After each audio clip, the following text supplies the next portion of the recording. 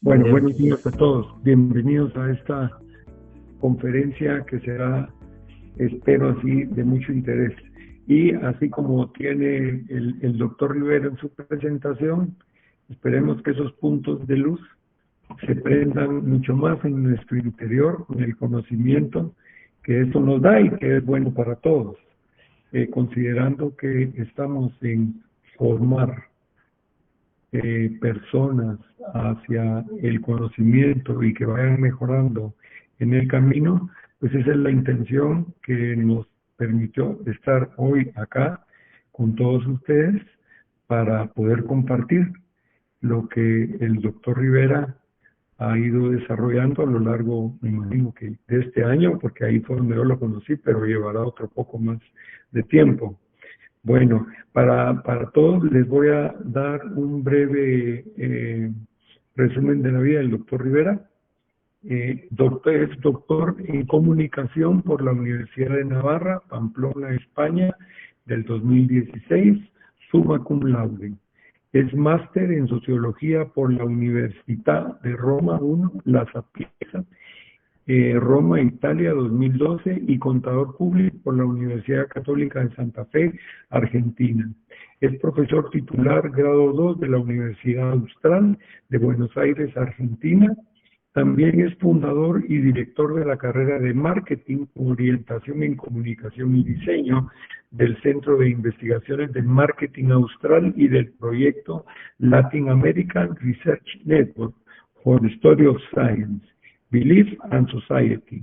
Desde el 2019 es co-investigador del proyecto internacional Science and Religion, Exploring the Spectrum of Global Perspectives, dirigido por la University of Birmingham del Reino Unido.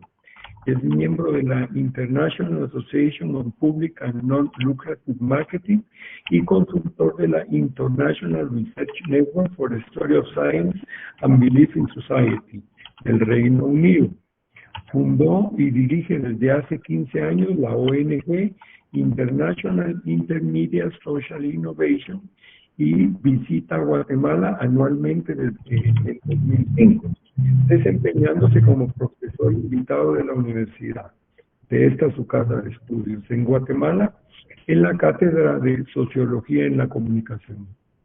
Autor de numerosos artículos científicos, reportes y capítulos de libros. Editor de libros y traductor en español de la última obra del famoso gurú del marketing, Philip Kotler, Human to Human Marketing. Bueno, pues estamos acá, Reinaldo, muy agradecidos por tu propuesta de conocimiento, así que pues adelante, quedas al mando de la presentación. Muchas gracias a todos los que ya pues se encuentran presentes. perfecto. Bueno, muchísimas gracias, Estuardo. Muchísimas gracias a la Universidad del Istmo por esta posibilidad de conversar con ustedes hoy sobre, bueno, un tema que me ha ocupado principalmente desde el año 2005, que es el tema de la juventud. En concreto vamos a trabajar sobre el tema de los centennials. Ahora voy a decir quiénes son los centennials en América Latina y los fenómenos que les afectan. Obviamente sé que estamos en un periodo de cambios, de profundos cambios en Guatemala, en Argentina, en todo el mundo. Son cambios acelerados que generan muchas veces un cierto estrés o ansia. La foto que tienen delante es la de un adolescente que está como obnubilado, centrado por una pantalla. Todos los que hemos tenido la experiencia de subir una montaña o estar a campo abierto, hemos podido, sin ninguna ciudad alrededor, hemos podido observar algo que desde una ciudad no se ve, que son las luces de las estrellas. Ahora, si uno aún en ese contexto lo que hace es levantar la tapa de una laptop que es lo que está pasando en ese momento, y se concentra en la pantalla, pierde de vista el contexto, pierde de vista incluso la naturaleza, y también la posibilidad de disfrutar de la vida y de esa naturaleza.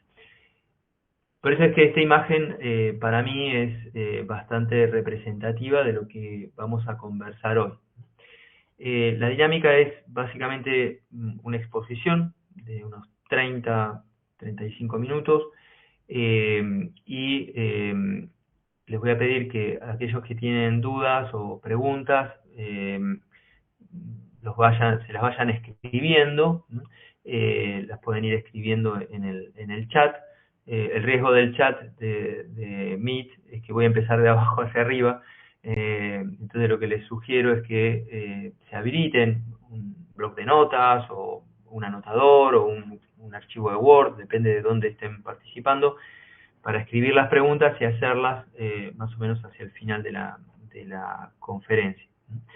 En esta conferencia me voy a centrar en 3 ideas importantes, ¿no? Que incluso empiezan con E. Yo creo mucho en las reglas mnemotécnicas, entonces estas 3 palabras empiezan con E para poder recordar. La primera es evolución, la segunda es emociones y la tercera es empleo. Y sé que estoy hablando con educadores y para educadores, y entonces ¿dónde está la educación? Bueno, es que dentro del concepto de empleo está la educación, porque la educación es trabajo para los estudiantes, además de ser trabajo para sus educadores. Por eso es que vamos a conversar fundamentalmente de los cambios, de la evolución que se están dando, luego el rol de las emociones en la sociedad actual, particularmente en los centenios de América Latina, y la realidad del trabajo, el empleo, en donde también está incluido la cuestión educativa. Que ven ahí en pantalla es mi email, y les voy a agradecer que después de la sesión, los que quieran me escriban contándome desde dónde me escriben, qué es lo que hacen y qué les quedó de esta sesión. Porque soy un convencido de que todas estas oportunidades son oportunidades de establecer relaciones, y en esas relaciones aprendemos todos, por eso me interesa también escucharles a ustedes. Lamentablemente hay poco tiempo para que cada uno opine o diga su propia experiencia, entonces les agradecería mucho si me escriben, toman nota ahora de mi email, y bueno, también ya lo tienen por si más adelante les sirviera para algo. Como decía Estuardo, yo estoy en Argentina, en estos momentos estoy por razones profesionales en el sur, en la Patagonia Argentina, y en la Universidad Austral y Intermedia Social Innovation, que es la ONG que fundé hace más de 15 años en Italia, nos ocupamos básicamente de estos temas que ven ahí. Analizamos tendencias, venimos entrevistando a adolescentes desde el año 2005. Puedo decir que Intermedia es la ONG que puede llegar a tener más datos de adolescentes en América Latina, mucho más que muchos gobiernos. Y con esos datos lo que hacemos es analizar hacia dónde están yendo las nuevas generaciones. ¿Para qué? Para diseñar y evaluar el impacto de programas principalmente en educación, pero no solo. También estamos trabajando, y ahí es donde trabajamos en conjunto con la Universidad Austral, en Buenos Aires, en comunicación y gestión del cambio, digitalización y cultura digital. Seguramente escucharon hablar de la digitalización de la educación y de otros ambientes profesionales. Bueno, nos ocupamos fundamentalmente de esto, juntamente con el Centro de Industria 4.0. También trabajamos mucho el tema de reputación y comunicaciones integradas. Por eso es que mi perspectiva, mi enfoque a la cuestión de los centennials, de las nuevas generaciones está marcado por estos análisis de tendencia que hemos venido haciendo desde el año 2005, pero también desde el punto de vista de la comunicación. Por eso la primera pregunta que uno podría hacerse como para entrar en tema es si es posible realmente conectar y ayudar a las nuevas generaciones. A veces parece que son completamente diferentes a nosotros. Yo ya tengo un poquito más de 50 años y uno podría decir, bueno, es que los centennials, estos que son adolescentes y jóvenes, es que no los entiendo, no me entienden. ¿Es posible? Bueno, sí, la respuesta, por eso quiero empezar con una buena noticia, sí es posible, es posible. Lo que ven en pantalla es una campaña, bueno, ya les expliqué que me dedico a la comunicación, a la reputación y al marketing. Lo que ven ahí es una campaña de Wieden Plus Kennedy, que es una agencia de publicidad de las más importantes del mundo, una campaña para McDonald's.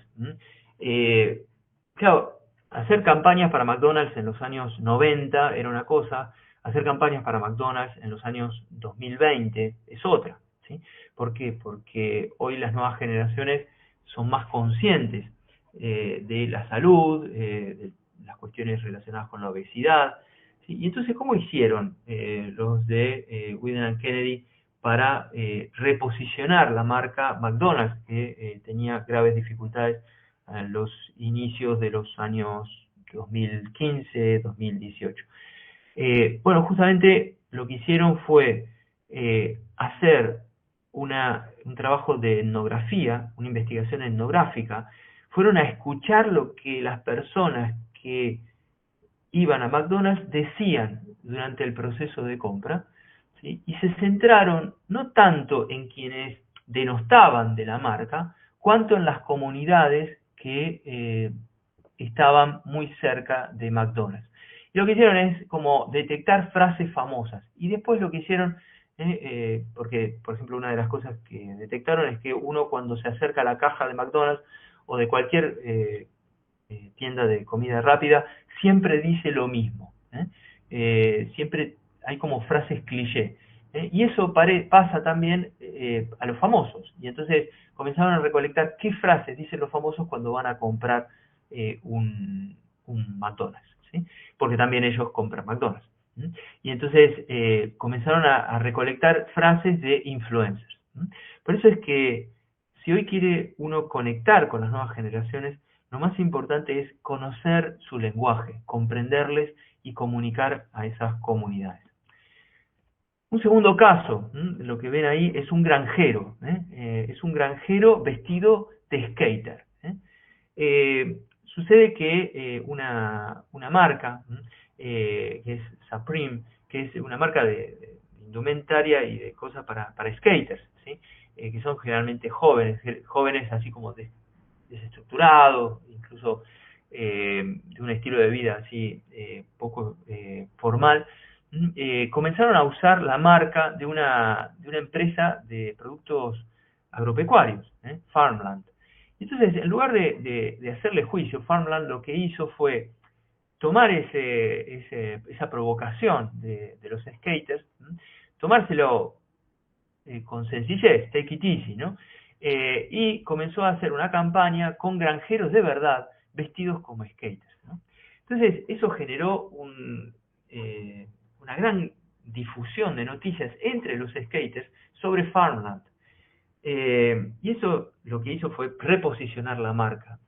Entonces, si hay una idea que les puedo transmitir desde el punto de vista del marketing con nuevas generaciones, es take it easy. O sea, lleva tiempo, pero es muy divertido y además tenemos que saber adoptar un lenguaje que conecte con ellos, con sus formas de ver la situación y mantenga viva esa comunidad.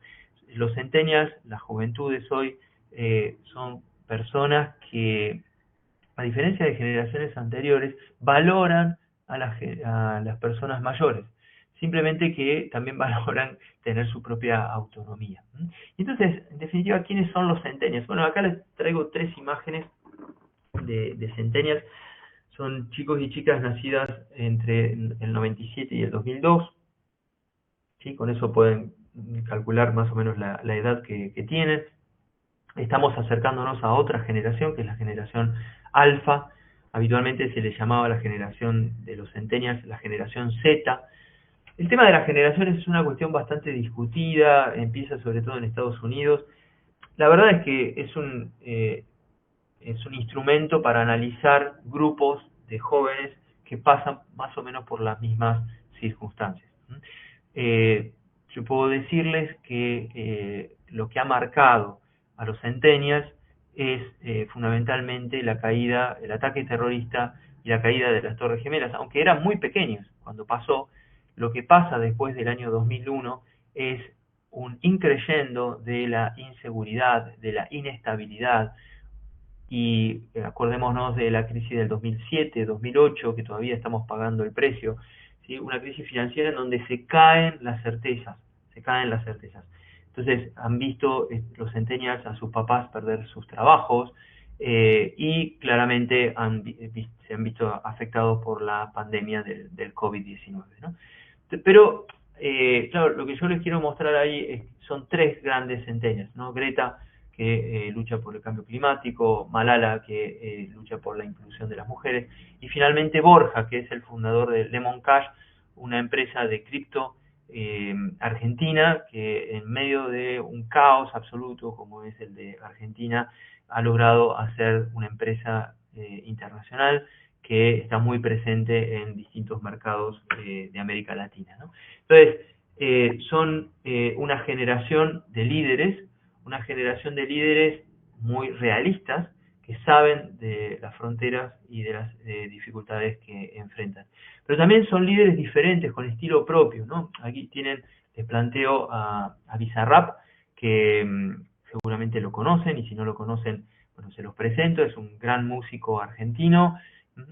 Hoy es considerado una de las leyendas con un estilo propio, y se hizo muy conocido en el mundo por una canción, una performance que hizo con Shakira, cuando Shakira fue abandonada por su esposo, por el jugador de fútbol, ¿sí? Y entonces le canta esa famosa canción en donde compara el Twingo con la Ferrari, o no me acuerdo si era la Ferrari ahora, o la Lamborghini, un auto muy, muy conocido, ¿sí? Entonces,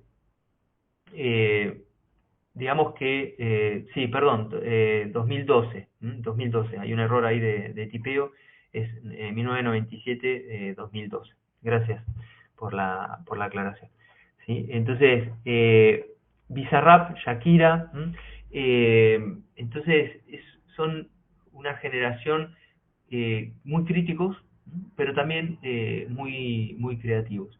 Y para quienes han estado en una conferencia que di ahí en Guatemala en el mes de mayo, ahora comienzan las diferencias, ¿no? Hay algunas cosas que mantengo de esa sesión, y otras cosas que he cambiado porque tengo nuevos datos, ¿sí? Los centennials son hoy una de las generaciones, junto con lo de los millennials, que son nómades, que se pueden definir como nómades sin cotidianidad. Esta definición me la dio una estudiante de 20 años, ¿sí? Ella misma se ve reflejada en esa definición.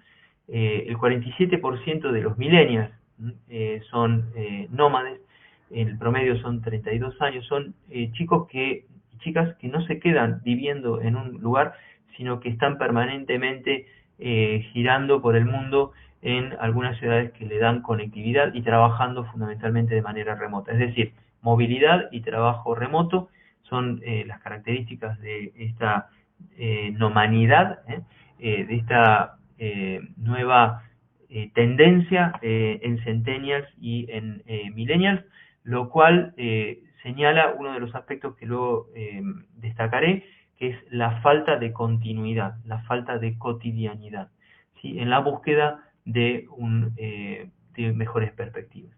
Los centennials, y ahora comienzo con algunos datos propios y otros datos de Pew Research, y también de un estudio realizado por Deloitte en el año 2023. ¿Sí? Los centennials son fundamentalmente adolescentes y jóvenes que usan TikTok e Instagram. ¿Sí? Esto se ve particularmente en las campañas políticas. Ustedes tuvieron recientemente una campaña política muy parecida a la que estamos atravesando en estos momentos en Argentina. Son líderes políticos, más allá de que estemos de acuerdo o no con sus ideas, son líderes políticos que no están relacionados con partidos tradicionales, han usado muchísimo las redes, ¿sí? Y las han usado muy bien. Milei, no voy a hablar del caso Semilla de ustedes, voy a hablar más de Argentina, que es lo que más conozco, ¿sí? En el caso de Milei es un líder político que usa y gestiona sus propias redes. Él no delega la gestión de las redes, es una persona que sabe muy bien manejar el lenguaje de TikTok, ¿sí? Y los que no lo han sabido usar, como es el caso de Larreta, por ejemplo, que es de Juntos para el Cambio, eran criticados por las juventudes por querer imitar a los jóvenes.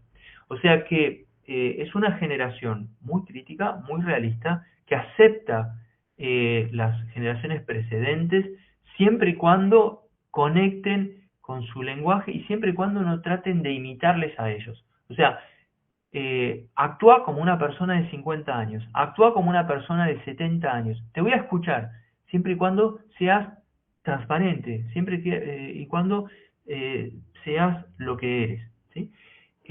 Hay diferencias entre varones y mujeres, y una cosa que quiero destacar es la importancia que tienen redes sociales como Twitch y Reddit para los varones.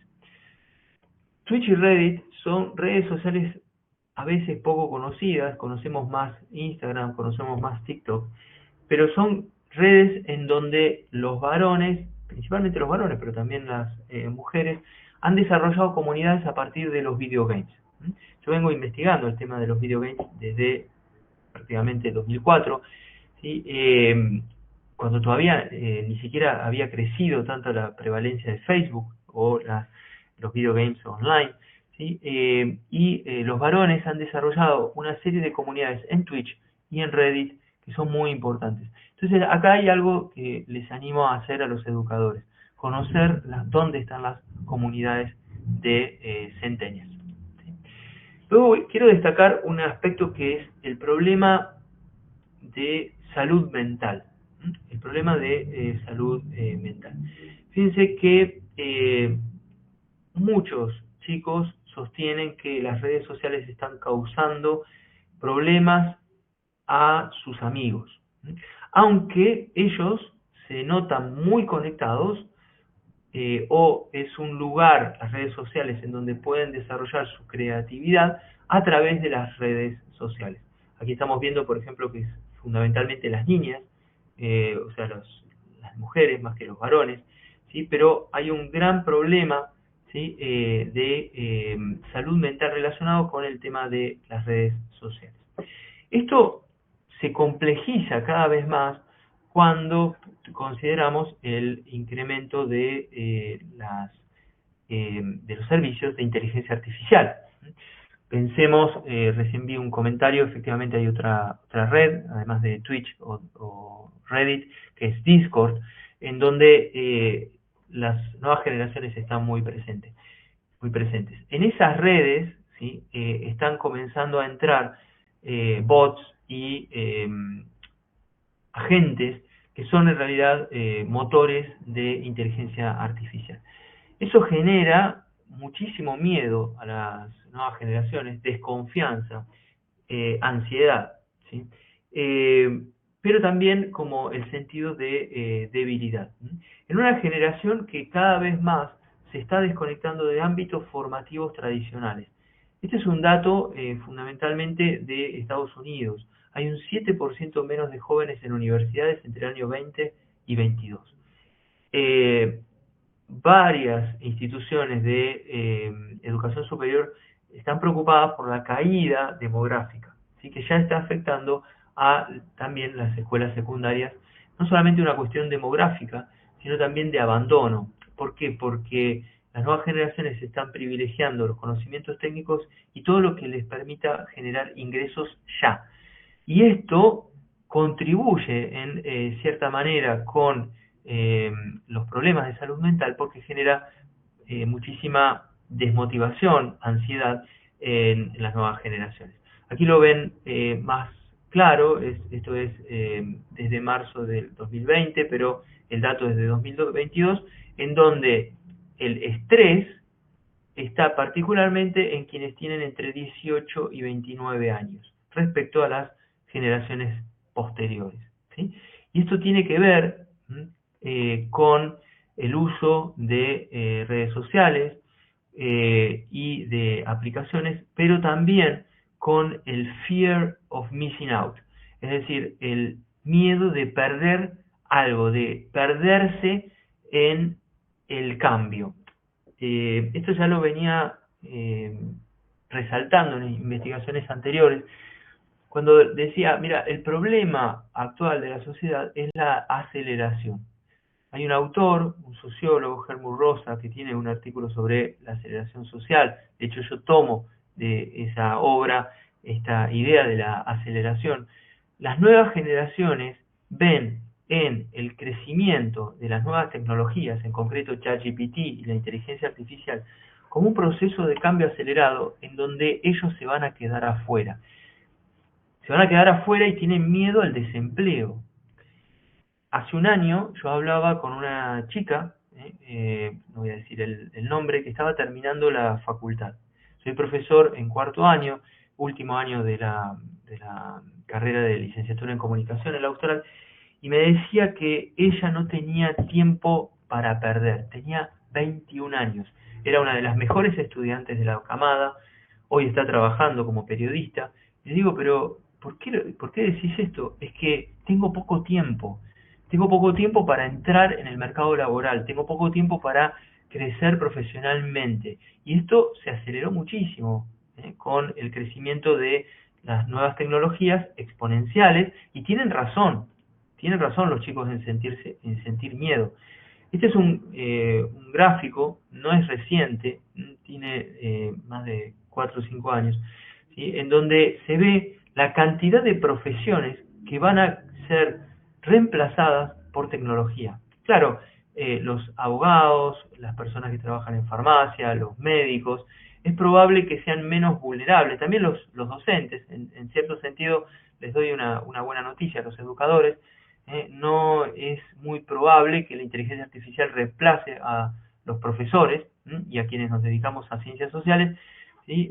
Aunque somos los menos pagos a nivel internacional, ¿sí? Pero sí que hay muchísimas profesiones que van a ser reemplazadas por la tecnología. Los chicos lo están percibiendo, ¿sí?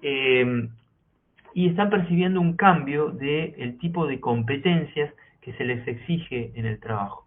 Esto es un informe de McKinsey, año 2023, ¿sí? En donde se muestra que las habilidades más buscadas por los nuevos empleos son habilidades emocionales y higher cognitive skills, es decir, inteligencia social, darse cuenta, empatía básicamente, darse cuenta cómo actuar ante una persona que es diferente.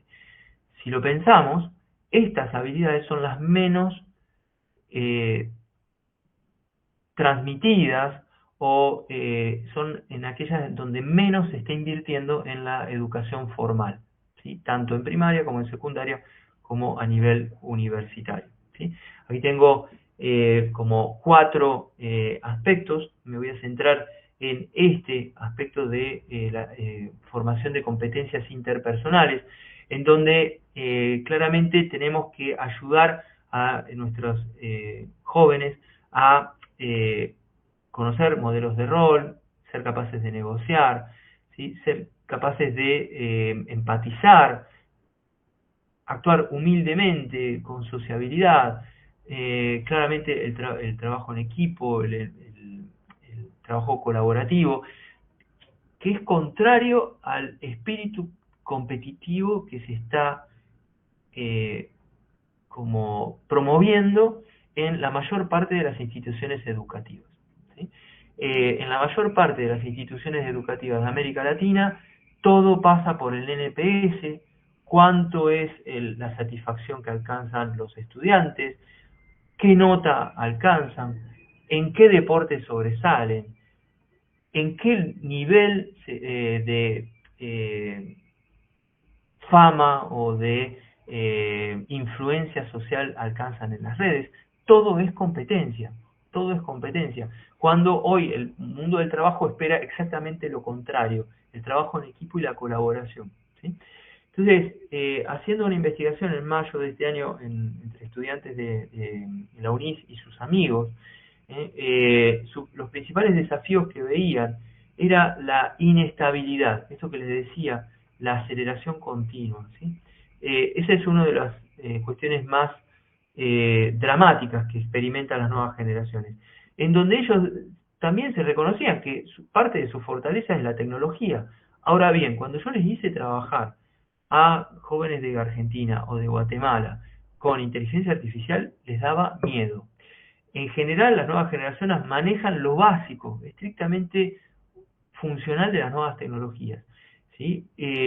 A ellos les interesa la creatividad, la curiosidad, pero al mismo tiempo todo eso les genera estrés porque ven que la tecnología, fíjense que tecnología aparece tanto como potencialidad como desafío de su propia generación, muy cercana a la cuestión de la salud mental, ¿sí? Porque la inestabilidad, la aceleración genera, ¿sí?, ese ansia, ese miedo. Fíjense en una investigación cualitativa reciente lo que decían mis estudiantes de Argentina. Las autoras, este es parte de un reporte que hicieron, percibieron en los jóvenes entrevistados una gran tristeza. La semana pasada estuve en una conferencia con uno de los máximos expertos en comunicación y marketing político de América Latina. Y me decía que él había adoptado como lema de todo su trabajo la palabra escepticismo. O sea, la actitud que prevalece en el marketing político hoy y en los políticos hoy es el escepticismo, la falta de esperanza, la falta de visión de futuro. Eso es lo que genera en los jóvenes, porque nosotros les transmitimos, ¿sí?, eso a nuestros estudiantes, a nuestros hijos, etcétera, una gran tristeza. Esto es Argentina, pero les puedo asegurar que esto pasa también en Guatemala. ¿Por qué? Porque quieren irse de Guatemala, porque quieren irse de Argentina. ¿Por qué? Porque quieren vivir una vida estable y segura, ¿sí? Y ahora me voy a centrar en este aspecto, lo de la estabilidad y la seguridad. Hay una necesidad de redefinir, y ahora entro, fíjense que pasé de la cuestión de la evolución a las emociones, y ahora estoy entrando al tercer tema, el tema del trabajo, del empleo. Hay una necesidad de redefinir lo que es empleo, lo que es trabajo, principalmente porque está discutido frente a un incremento exponencial de la inteligencia artificial en todos los ambientes. Pero hay un crecimiento de la insatisfacción. Fíjense, esto es febrero de 2023, Pew Research Center, ¿sí?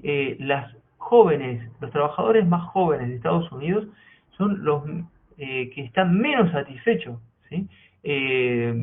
Less likely than older, a estar satisfechos, muy satisfechos con su trabajo. O sea, son los menos satisfechos por su trabajo. Esto conecta con la nomadidad que les decía antes, que personalmente creo que no es positivo, porque señala la actitud de querer escapar de la propia realidad. Me quiero ir de Argentina, me quiero ir de Guatemala, me quiero ir de este país y quiero instalarme a trabajar en una playa de Tailandia, desde donde pueda ganar en dólares, ¿sí?, y tener como estabilidad, serenidad, gestionar mi propio trabajo, ¿sí?, pero una normalidad que no lleva a la construcción de proyectos vitales. Y aquí traigo a colación lo que también mis estudiantes me hicieron descubrir, que es la YOLO Economy. La YOLO Economy significa You'll Only Live Once.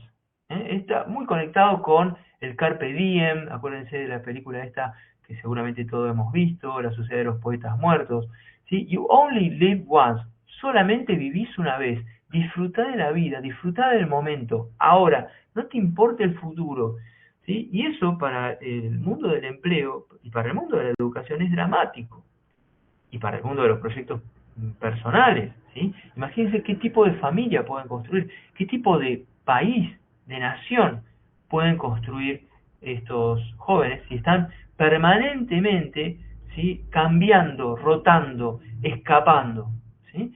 Y fíjense en investigaciones sobre la gran renuncia que hubo en Estados Unidos y en otros países después de la pandemia.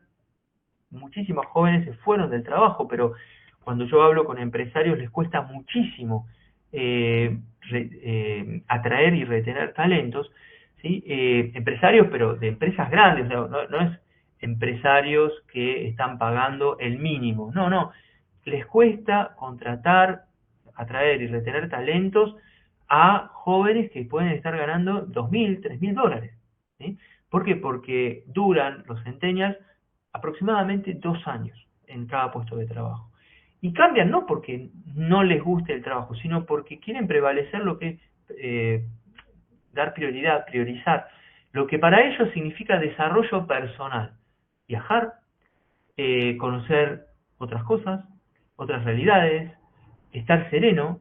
De hecho, aunque algunos de mis colegas en el IAE vean esto como muy positivo, el 12% deja el trabajo por buscar un balance entre trabajo y familia, tiene un aspecto negativo, una dimensión negativa, ¿sí? ¿Por qué? Porque consideran al trabajo como algo opuesto, desenganchado de su vida personal. Y eso pasa también con la educación. No disfrutan de la universidad. Yo no sé cómo fue su experiencia universitaria, para aquellos que han tenido la experiencia universitaria, pero eran tiempos en donde uno disfrutaba de los amigos, de la posibilidad de hablar con profesores, con empresarios. Eran como estar de vacaciones, digamos, 4 o 5 años, ¿sí? Estaban los exámenes y todo, pero era un momento de disfrutar. Bueno, hoy pasa el segundo año y los chicos ya están queriendo trabajar, quieren que tener la sensación de que se valen por sí mismos y dejan de disfrutar ese momento, ¿no? Por eso, porque ven el trabajo o la educación como algo contrario a su propio proyecto profesional. Y esto es Deloitte 2023. Ahora les voy a mostrar algunos resultados de otro estudio. Estos datos que presento de Deloitte son muy recientes y son de una muestra internacional, ¿sí? El 49%, ¿sí?, prefiere un trabajo en función al work-life balance, esto que les decía antes. El 46% sienten estrés y ansiedad en su trabajo. El 61% perciben microagresiones. Estos son centennials, 61% perciben microagresiones. Nosotros le estamos llamando a los centennials, a nuestros estudiantes, la generación de cristal. Vos les decís algo y enseguida se sienten agredidos. Y lo transmiten a eso, ¿sí? Eso también pasa con los chats de mamás. La profesora, el profesor dice algo, en el momento el chat de mamás explota, ¿sí? Explota. Y hay muchísimas mamás en contra, hablo de mamás porque es lo que al menos acá en Argentina pasa, son sobre todo de mamás, nunca defienden a los docentes, a los educadores, ¿sí? Y entonces se sienten como agredidos. Eso se transmite a sus hijos e hijas, ¿sí? Y hoy tenemos una generación de cristal. Y esto lo releva Deloitte a nivel internacional. El 61% percibe microagresiones, ¿sí? Y entonces, claro, se van del trabajo porque no se sienten bien tratados por sus jefes. Es muy probable que quien sea jefe o jefa haya tratado de llegar a ciertos objetivos y en ese proceso haya dicho algo o le haya sentido hacer sentir algo a ese joven contrario a su estabilidad emocional y entonces se va del trabajo, ¿sí? Esto mismo lo estamos viendo en la universidad, ¿sí? Dejan la universidad porque se sienten muy exigidos, cuando sabemos que lamentablemente el nivel de exigencia ha bajado. Esto mismo lo tratamos de observar en América Latina. Ahora voy a ir un poquito más rápido. Quisiera mostrarles, perdón, quisiera señalar que esto es una muestra de más de 4.000 centennials de 11 países de la región. Es el único estudio específicamente centrado en centennials de América Latina. En general los estudios de centennials son de países desarrollados, ¿sí? Vemos básicamente lo que también Deloitte o McKinsey, las grandes consultoras, han relevado. Los centennials, que son los que están en celeste clarito, valoran tanto como los millennials a su familia, es lo primero que valoran, ¿sí? Pero fíjense que también valoran bastante la espiritualidad y más que los millennials, ¿sí? También sus estudios, obviamente porque son una generación que en estos momentos está estudiando. Cuando nosotros le preguntamos cuáles son los criterios para elegir un trabajo, los centennials decían que lo primero es la posibilidad de integrar trabajo y familia. Muy positivo en sí mismo, pero destaco esto que decía antes. Es probable que estemos ante una generación que no entiende el empleo, el trabajo como algo asociado, vinculado, estrechamente vinculado con el mundo familiar. Y entonces eso genere un conflicto. Lo segundo, el buen ambiente de trabajo, también esto de la generación de cristal, y la posibilidad de sentirse realizado con un propósito en el trabajo. ¿Sí? Cuando nosotros le preguntábamos cuál era la empresa perfecta en donde querían trabajar, muchos decían, esa empresa en donde yo pueda tener un propósito y sienta que ese propósito lo estoy realizando. ¿Sí?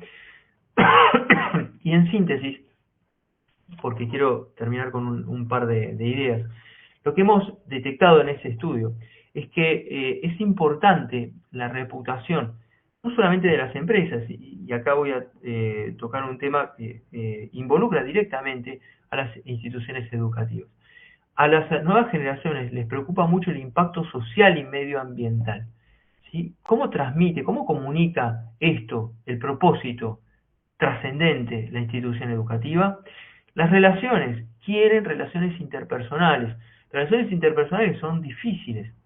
Hay que vestirse de skater. Básicamente, si uno quiere tratar de conectar con las nuevas generaciones, bueno, eso significa desarrollar también la humildad y a veces ser como creativos. Eh, Luego voy a volver sobre esta idea. Son nómades, hay una creciente prevalencia de jóvenes nómades, no solamente por el lugar donde viven, sino por el proyecto que afrontan. Y esto me parece que no es compatible, sino que más allá de ser en sí mismo interesante, puede ir en contra del espíritu emprendedor, por algo que les voy a comentar luego. ¿Sí? Luego, son una generación en donde el liderazgo que esperan es descentralizado, de servicio, una perspectiva holística del proyecto vital, y están orientados por roles duales, es decir, son generaciones muy abiertas al trabajo conjunto del hombre y la mujer, o sea, muy abiertas a la inclusión. ¿Por qué les decía que el nomadismo puede estar en contra del emprendedurismo? Que es algo muy importante, ¿sí? Porque el nómade en general puede estar escapando. Hay una película que ganó un Oscar recientemente, Tierra de Nómades, Nomadland, y lo que se ve son personas que escapan de un problema, escapan de una realidad. Es el gran, yo le llamo no tanto la gran resignación, ¿sí? Como decían que eran los jóvenes que estaban abandonando los puestos de trabajo por el COVID, sino que estoy hablando del gran escape. El gran escape de los problemas, de las dificultades, de los desafíos, ¿sí? Y acá tomo una serie de ideas de un sociólogo coreano que trabaja en Frankfurt, en Alemania, Byung-Chul Han, en donde habla de la sociedad de la belleza como tersura, ¿sí? Todo tiene que ser perfecto, todo tiene que ser estable, ¿sí? Se huye del dolor, del sacrificio, de las diferencias. Él habla, por ejemplo, de los teléfonos móviles, cómo los teléfonos son todos redondeados, tienen una tersura, son perfectos en su superficie. Las obras de arte que hoy prevalecen en las en los museos, en las exposiciones, son obras de arte en donde todo es perfección, donde todo es sentimiento, sentimentalismo, ¿sí? Ahora vuelvo al mundo educativo. Cada vez que un padre o una madre ve que un hijo, una hija tiene un problema, se desespera, porque se le cae el mundo, porque no llega a la perfección de esa historia, de esa fantasía que se habían hecho de sus hijos. Entonces se huye del dolor, se huye del sacrificio, se huye de las diferencias, ¿sí? Y esas son frases de Byung-Chul Han. Recomiendo leer su libro La salvación de lo bello. Lo sublime es grande, macizo, tenebroso, agreste, rudo. Causa dolor y horror, pero es sano en la medida que conmueve enérgicamente el ánimo, mientras que lo bello lo aletarga.